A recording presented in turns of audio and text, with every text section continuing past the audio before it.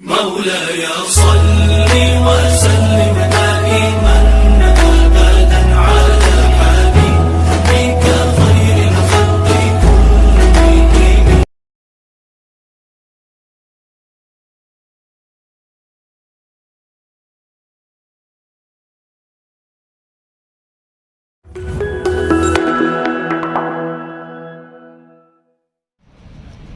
صدر مجلس، اساتذہ کرام، سرپرست حضرات،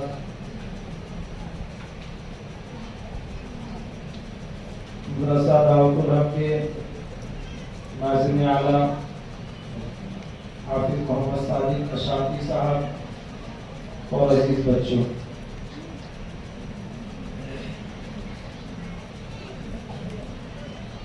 آج مدرسہ دعوت الحق کی شاخ جو مسجد حاضہ میں جاری ہے، اس کا پہلا مسابقہ تھا، اور اس پہلے مسابقے میں اتنی کثیر تعداد میں سرپرستوں کا حاضر ہونا یہ مسابقے کی بہت بڑی کامیابی ہے۔ عام طور سے ہم لوگوں نے یہ دیکھا ہے کہ جب ایسا چھوٹا پروگرام ہو تو اس میں سرپرست حضرات نہیں کے برابر ہوتے۔ اب تو کسی مقرر کے پاس جا کر کے چھوٹے مکتب کے جلسے کے لیے اگر تاریخ لی جاتی ہے تو وہ انکار کر دیتے۔ ان سے پوچھا گیا کہ بھائی انکار کیوں کرتے ہو؟ تو وہ کہتے ہیں کہ جب ہم پروگرام میں جاتے ہیں تو ہمارے سامنے صرف بچے ہوتے ہیں، اور وہی بچے جو پورا سال مدرسہ آتے ہیں، تو ہم کن کو سنائیں اور کن کو بتائیں؟ جو بچے سال بھر مدرسہ آئے ہیں، پڑھے ہیں، تو وہ سال بھر میں کیا پڑھے، سال بھر میں کیا سیکھے؟ تو وہ چیزیں بتانے کے لیے سرپرست حضرات کا موجود ہونا ضروری ہے۔ لیکن خوشی کی بات ہے کہ یہ علاقے والے اچھی محنت کی اور سرپرست حضرات نے فکر کی اور یہاں پر حاضر ہوئے۔ حاضر ہونا چاہیے۔ یہ دین کا پروگرام جسے ہم لوگ جلسہ کہتے ہیں، مسابقہ کہتے ہیں، اس کی اہمیت اور قدر ہمارے اندر نہیں ہے، اس لیے ہم ایسے جلسوں میں شریک نہیں ہوتے۔ ابھی آپ لوگ یہاں شریک ہوئے، یہ معصوم بچوں کی زبان سے آپ لوگوں نے قرآن کریم کی آیتوں کو اور سورتوں کو سنا۔ کتنے بہترین انداز میں الفاظ کی ادائیگی کے ساتھ قرآن کریم کی آیتوں کو انہوں نے پڑھ کر کے سنایا۔ یہ سالانہ جلسے اور مسابقے اسی لیے منعقد کیے جاتے ہیں کہ سال بھر میں بچے کیا پڑھیں، سال بھر میں بچے کیا سیکھیں، اور استاذ نے ان بچوں پر کتنی محنت کی۔ یہ سال بھر کے بعد جب یہ اسٹیج پر آ کر اور مائک میں پڑھ کر کے سناتے ہیں تو ہمیں سمجھ میں آتا ہے کہ سال بھر میں انہوں نے محنت کی ہے، انہوں نے پڑھا ہے اور اساتذہ نے ان کو پڑھایا ہے۔ تو آپ لوگوں نے دیکھا یہ بچے پڑھ کر کے آپ لوگوں کے سامنے سنا رہے تھے۔ یہ بچے جب داخل ہوئے ہوں گے تو آپ کو پتا ہوگا کہ یہ اعوذ باللہ بسم اللہ پڑھنا نہیں جانتے تھے، اور اگر پڑھتے بھی تھے تو الفاظ کی ادائیگی کے ساتھ تھے۔ لیکن سال بھر میں آپ لوگوں نے رزلٹ دیکھا کہ ان کے استاذ نے ان پر کتنی محنتیں کی۔ مالیگاؤں شہر میں بعض جگہ آپ نے دیوار پر لکھا دیکھا ہوگا، میں نے بھی دیکھا، اس کو پڑھا بھی، لیکن پڑھنے کے بعد میں نے کبھی اس پر غور نہیں کیا کہ جو لکھا ہے تو کبھی اس کو نظروں سے دیکھوں گا بھی۔ اور وہ لکھا ہوتا تھا کہ پتھر لائیے اور ہیرا لے کر کے جائیے، لیکن آج میں نے دیکھا یہ جو معصوم بچے پڑھ کر کے سنا رہے تھے تو مجھے واقعی لگا کہ یہ بچے جب داخل ہوئے تھے تو یہ پتھر تھے، استاذ نے ان کو تراش کر کے ایسا بنایا کہ آج یہ ہیرا بن گئے۔ بچے جو پڑھ کر کے سنا رہے تھے تو میرے دل کے اندر یہ بات بھی آ رہی تھی اور میں رشک کر رہا تھا کہ الحمدللہ مدرسہ دعوت الحق نے ان بچوں پر اتنی محنت کی اور بچوں کو اس قابل بنا دیا کہ یہ بچے اگر 3 دن کی جماعت میں جائیں گے تو امیر صاحب کہیں گے کہ تم امیر رہو میں مامور رہوں گا. یعنی ان کے اندر اتنی صلاحیت پیدا ہوگی, اتنی قابلیت پیدا ہوگی, اور علم کے اعتبار سے, فرائض کے اعتبار سے اتنی جانکاری استاذ نے ان کو سکھا دی کہ غسل کے فرائض, وضو کے فرائض, نماز کے فرائض, اور قرآن کی آیتوں کا, سورتوں کا یاد رکھنا, یہ ساری چیزیں ان کو سکھا دی گئی. یہ بنیادی تعلیم ہے, اور اس کے اوپر سرپرستوں کی ذمہ داری ہے کہ ان کو حافظ قرآن اور عالم دین بننے تک کے پوری توجہ دے. یہ آپ کے لیے آخرت کا سامان ہے, یہ آپ کے لیے آخرت کا سامان ہے. آج آپ ان کو عالم دین, حافظ قرآن بنا دیں گے, انتقال کر جائیں گے, یہ بچے پڑھتے رہیں گے, بغیر ثواب پہنچائے آپ کو ثواب ملتا رہے گا.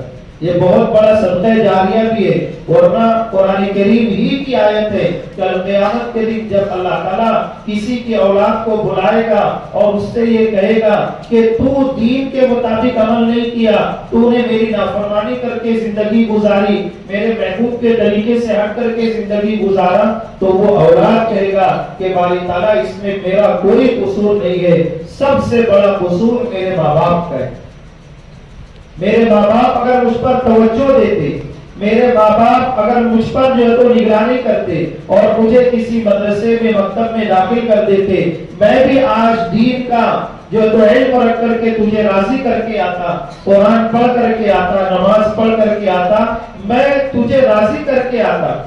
تو اس میں سب سے بڑا قصور ماں باپ کا ہے. اللہ تعالیٰ اس کے ماں باپ کو بلائے گا اور اولاد کے سامنے یہ ساری باتیں ہوگی, تو اولاد سے پوچھا جائے گا کہ تمہیں عذاب دیا جائے کہ ماں باپ کو عذاب دیا جائے.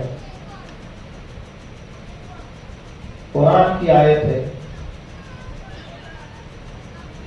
بندے قرآن پڑھتے ہیں سمجھ کے نہیں پڑھتے, اور کبھی کبھی تو قرآن ایسا پڑھتے ہیں کہ قرآن پڑھنے والے کے اوپر خود قرآن لعنت کرتا ہے. لعنت سے بھی بچنا ہے. سورہ مزمل کے اندر اللہ نے کہا وَرَتِّلِ الْقُرْآنَ تَرْتِيلًا, قرآن کریم کو ٹھہر ٹھہر کر کے پڑھو, جیسا کہ قرآن کے پڑھنے کا حق ہے اس کے مطابق اس کو پڑھا جائے. یہ بچے مکتب میں داخل ہو کر کے اس قابل بن گئے ہیں کہ یہ بچے قرآن کو ٹھہر ٹھہر کر کے پڑھ رہے ہیں, جیسا قرآن کا حق ہے اس کے مطابق اس کو پڑھ رہے ہیں. جب قرآن کو ٹھہر ٹھہر کے پڑھا جائے گا اور قرآن کا پڑھنے کا حق ادا کیا جائے گا, تو یہ قرآن کی برکت ہوگی کہ گھر کے اندر رحمت, برکت, زندگیوں کے اندر رحمت, برکت, کاروبار کے اندر رحمت, برکت ہوگی. کب؟ جب قرآن کو صحیح طریقے پر پڑھا جائے گا. تو کل قیامت کے دن یہ بچے ماں باپ کے لیے رسوائی کا سبب بن جائیں گے. کون سے بچے؟ جو نافرمان تھے, جو بے دین تھے, جو گمراہ تھے. اللہ ان سے کہے گا کہ عذاب کس کو دیا جائے؟ وہ کہیں گے ان کو عذاب دو جو ہمارے ماں باپ تھے, جن لوگوں نے ہم پر توجہ نہیں کی. اور کیسا عذاب؟ آتیہم ضعفین من العذاب, ان کو دگنا عذاب دیا جائے, بھرپور طریقے کا عذاب دیا جائے. وَلْعَنْهُمْ لَعْنًا كَبِيرًا, اور اس کے اوپر یعنی ماں باپ کے اوپر بڑی سے بڑی لعنت برسائی جائے.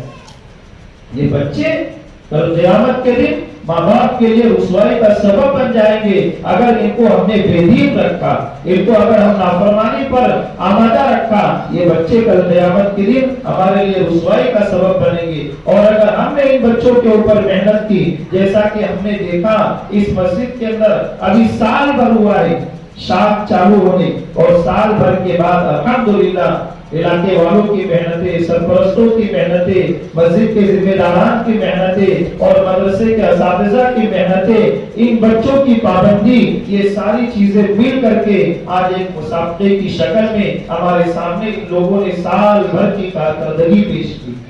ان کی حوصلہ افزائی کے لیے ہمیں ایسے پروگراموں میں شریک ہونا چاہیے. اگر ہم ایسے پروگراموں میں شریک ہو کر کے ان کی حوصلہ افزائی نہیں کی, ان کے دل ٹوٹ جائیں گے, ان کے دل ٹوٹ جائیں گے اور یہ آگے نہیں بڑھ پائیں گے.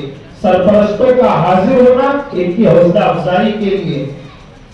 اگر ہم نے ان کی حوصلہ افزائی کی یہ آگے بڑھیں گے، آگے پڑھیں گے اور پڑھ کر کے ہمارے لیے ذخیرہ آخرت بنیں گے۔ تو جہاں یہ بچے دین کا علم حاصل کر کے ہمارے لیے صدقہ جاریہ اور ذخیرہ آخرت بن رہے ہیں، وہیں اگر ہم نے اپنے بچے کو بے دین رکھا اور ان کو دین کی تعلیم نہیں دی اور ان مکتب اور مدرسوں کے اندر نہیں بھیجا تو یہ بچے ہمارے لیے رسوائی کا سبب بلکہ عذاب کا سبب بنیں گے۔ اس لیے آج میں مبارکباد دوں گا ان سرپرستوں کو جنہوں نے اپنے بچوں کی فکر کی، اور اس پورے علاقے کے اندر بچوں کی تعداد بہت زیادہ ہے۔ اگر سب سرپرست حضرات فکر کر لیں گے ایک بہت بڑی تعداد بچوں کی یہاں پر آئے گی اور وہ علم دین کو حاصل کریں گے۔ تو ابھی جو بچے پڑھ رہے ہیں ان کے سرپرست حضرات قابل مبارکباد ہیں، مبارکباد کے قابل ہیں۔ ہم یہ سمجھتے ہیں کہ صرف دنیا کا علم حاصل کر لینے پر اور اعلیٰ ڈگری حاصل کر لینے پر ہی مبارکباد دی جاتی ہے، نہیں، وہ تو دنیا کی تعلیم ہے جس میں دنیا اور آخرت کی کامیابی کا کوئی دار و مدار نہیں۔ بہت سے بڑے بڑے لوگ اعلیٰ ڈگری لے کر کے گھوم رہے ہیں، ان کو نوکری نہیں لگ رہی۔ اگر دنیا کی بڑی سے بڑی ڈگری یہ کامیابی کی علامت ہوتی تو آج وہ ڈگریاں لے کر کے نہیں پھرتے۔ آج بڑے سے بڑا علم حاصل کر کے وہ ناکام نہیں رہتے، لیکن ہم دیکھیں کہ آج دنیا کی بڑی سے بڑی تعلیم حاصل کرنے کے بعد وہ در در کی ٹھوکر کھا رہے ہیں۔ یہ دین کی تعلیم جو ہے یہ اصل تعلیم ہے، یہ دنیا بھی ہماری جو ہے تو کامیاب ہوگی اور آخرت بھی کامیاب ہوگی۔ اس لیے ہم دین کے اعتبار سے اپنے بچوں کی فکر کریں۔ اللہ نے قرآن میں ارشاد فرمایا یا ایھا الذین آمنوا قوا انفسکم واہلیکم نارا، اے ایمان والو اپنے آپ